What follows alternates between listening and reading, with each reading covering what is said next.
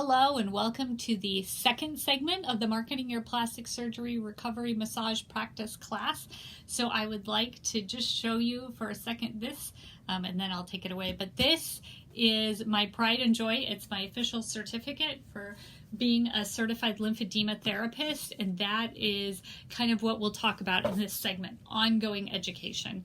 So overall, we'll discuss how to get expertise, how to keep your clients safe. So lesson one, definitely beyond just your massage school education that got us the ticket into this wonderful career, ongoing education is the key. And I'll talk about my segments of how you should approach your ongoing education. We'll also talk about contraindications and best practices in helping this client population. And then we'll end up by talking about something super similar, what is really in their medicine cabinet. We'll talk about, looking at the health history form and figuring out what our clients are taking and how they can be kept safe through the recovery process. All right, have a good day and happy learning.